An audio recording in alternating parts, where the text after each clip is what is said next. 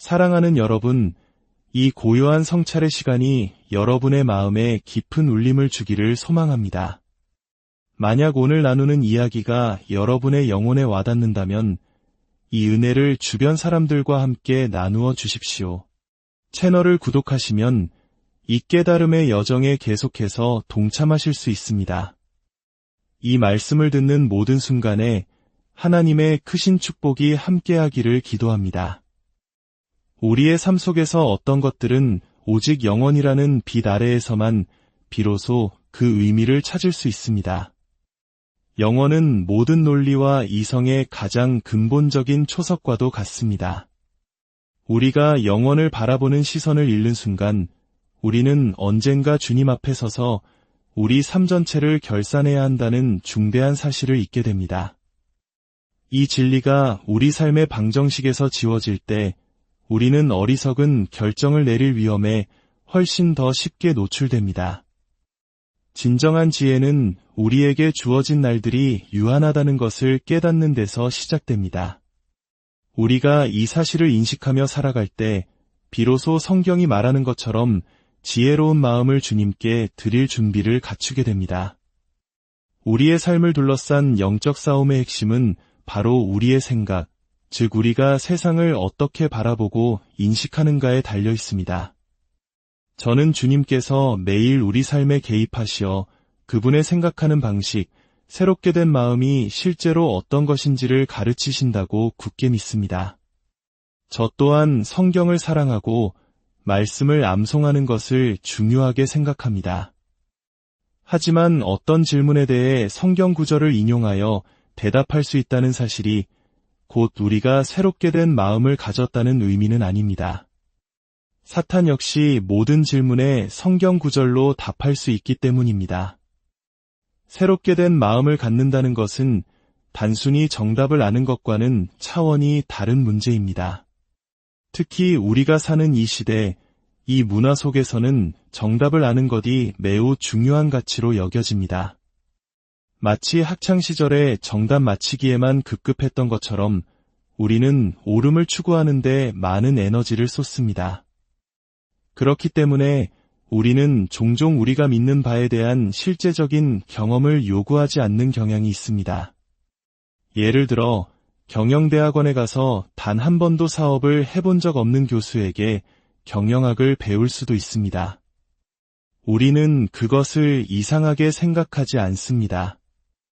왜냐하면 우리는 정해진 질문에 사실에 입각한 정답을 제시하는 능력을 더 중요하게 여기기 때문입니다. 그러나 주님께서 말씀하시는 새롭게 된 마음은 전혀 다른 차원의 이야기입니다.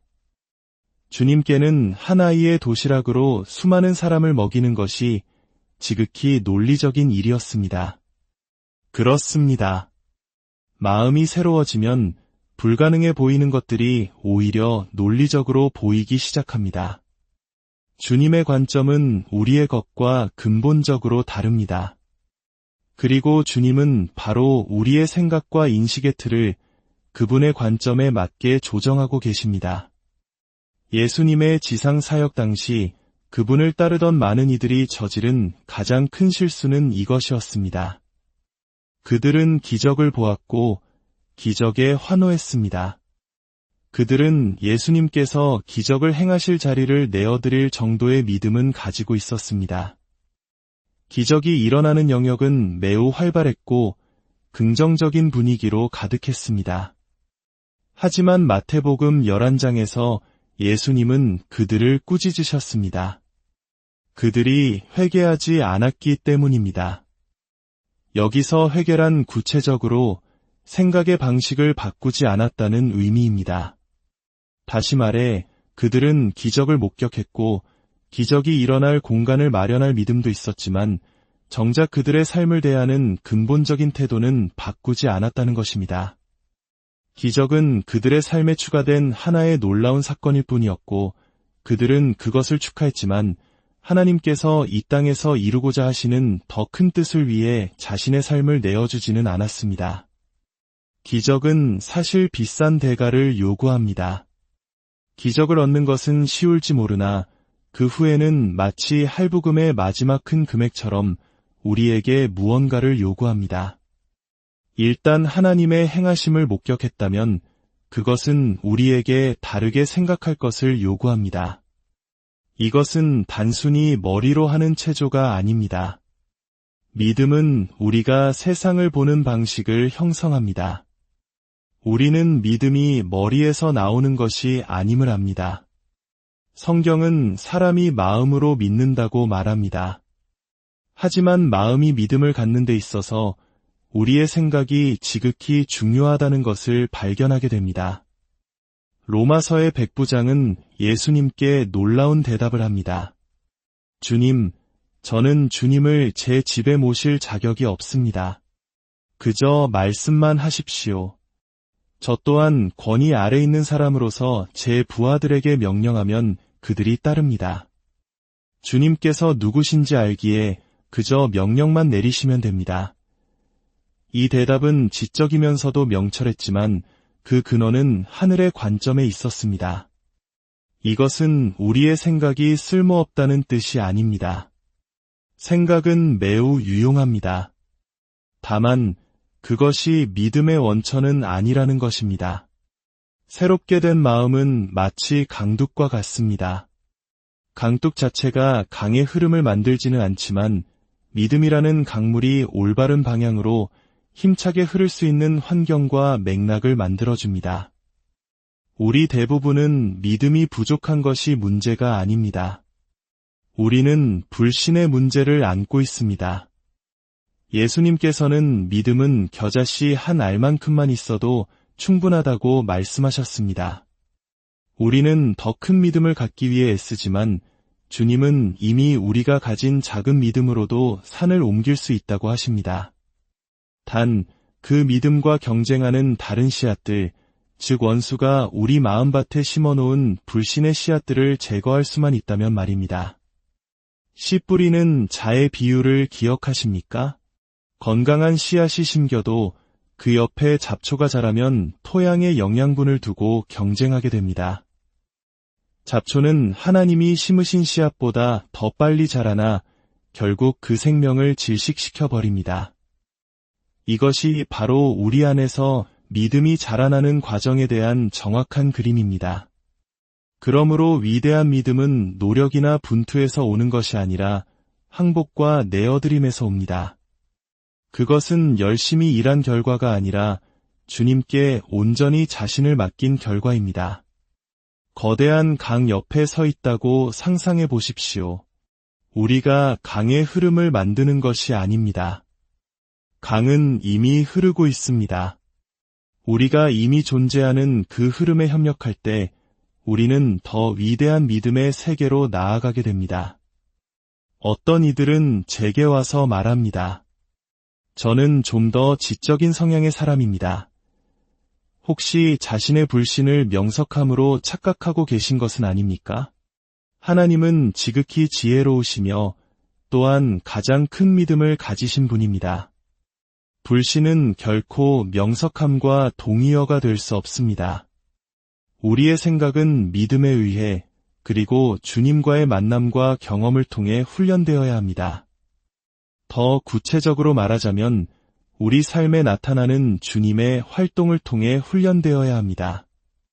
우리가 그것을 관찰하든 주님의 도구로 쓰임받든 혹은 어떤 문제에 대해 주님께서 우리를 다루시든 하나님의 모든 활동은 그분의 방식을 드러내며 우리가 미래의 사건들을 어떻게 인식해야 하는지를 재훈련시킵니다.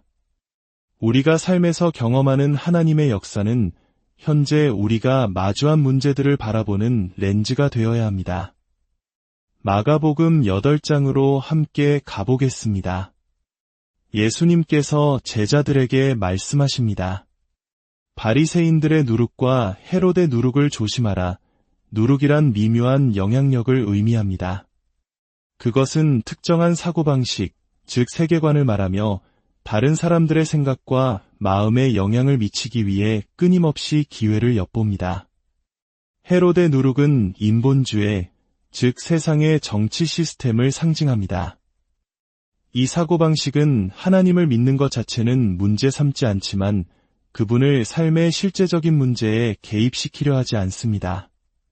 반면 바리새인들의 누룩은 종교 시스템입니다. 그들은 모든 것의 중심에 하나님을 두었지만 율법과 형식에 얽매여 있었습니다. 이 두 가지, 즉 세상적인 시스템과 종교적인 시스템은 모두 우리가 현실을 어떻게 바라볼 것인가에 대해 영향력을 행사하려고 다투고 있습니다. 그리고 예수님은 마태복음 13장에서 세 번째 누룩, 바로 하나님 나라의 누룩에 대해 말씀하십니다. 우리 앞에는 이렇게 세 가지 주요한 영향력이 놓여 있습니다. 그리고 그리스도의 마음, 즉 새롭게 된 마음은 바로 하나님 나라의 사고방식을 갖는 것입니다. 예수님의 주권에서 벗어난 모든 추론은 실패할 수밖에 없습니다. 마가복음 8장 뒷부분에서 예수님은 자신이 고난받고 죽임당한 후 사흘 만에 다시 살아나야 한다고 제자들에게 가르치시기 시작합니다. 그러자 베드로가 예수님을 붙들고 꾸짖기 시작했습니다. 주님, 그러시면 안 됩니다. 그러자 예수님은 베드로를 향해 돌아서서 말씀하셨습니다. 사탄아, 내 뒤로 물러가라. 너는 하나님의 일을 생각하지 않고 사람의 일만 생각하는구나. 그리스도를 중심에 두지 않은 인간적인 생각은 그 본질상 악마적입니다. 우리 삶의 모든 문제에 대한 유일한 해결책은 바로 예수 그리스도의 주권입니다. 많은 사람들이 돈 문제로 고통받는다고 말하지만 사실은 주권의 문제, 즉 삶의 주인이 누구인지의 문제인 경우가 더 많습니다. 다시 배안의 이야기로 돌아가 봅시다. 예수님께서 누룩에 대해 경고하시자 제자들은 서로 수군거리기 시작합니다. 틀림없이 우리가 점심으로 먹을 빵을 잊고 가져오지 않았기 때문일 거야. 예수님과 제자들은 완전히 다른 책을 읽고 있는 것 같았습니다. 그러자 예수님께서 말씀하셨습니다. 좋다. 그럼 점심 이야기라고 치자. 눈이 있어도 보지 못하고 귀가 있어도 듣지 못하느냐? 그리고 기억하지 못하느냐?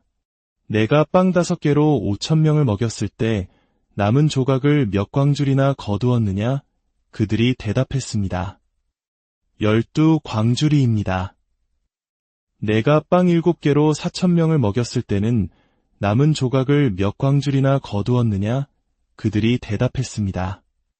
7광주리입니다. 그러자 예수님께서 말씀하셨습니다. 그런데도 어찌하여 깨닫지 못하느냐? 보십시오. 더 적은 것으로 시작했을 때 우리는 더 많은 사람을 먹이고 더 많은 것이 남았습니다. 하나님께서는 약한 것들을 택하시는 이유가 있고 깨진 것들을 택하시는 이유가 있습니다. 예수님은 제자들에게 그들 자신의 역사를, 그들이 직접 겪었던 경험을 상기시키고 계십니다. 그들은 그 자리에 있었고 사람들을 먹이는 것을 도왔으며 남은 조각을 줍는 것도 도왔습니다. 예수님은 지금 그들의 과거 경험이 현재의 부족함을 바라보는 렌즈가 되기를 기대하셨던 것입니다.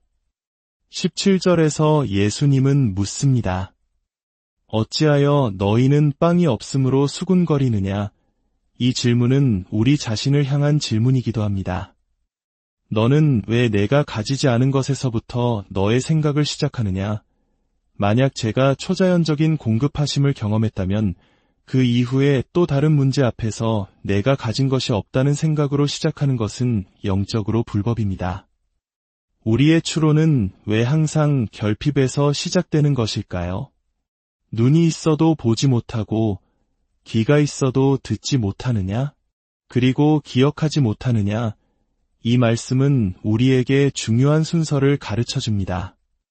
때로 우리는 앞을 명확히 보지 못하고 주님의 음성을 듣지 못할 때가 있습니다. 그때 주님은 우리에게 물으십니다. 기억할 수는 있느냐? 그렇습니다. 우리는 언제나 기억할 수 있습니다. 우리가 주님의 행하심을 기억할 때 우리의 영적 청각이 다시 활성화됩니다. 청각이 활성화되면 우리의 영적 시각 또한 다시 활성화됩니다. 이것은 도미노 효과와 같습니다. 하나님께서 내게 주셨던 그 놀라운 경험은 내 눈을 훈련시켜 세상을 다르게 보도록 하기 위한 선물이었습니다. 니고데모에게 예수님은 말씀하셨습니다. 사람이 거듭나지 아니하면 하나님 나라를 볼 수 없느니라.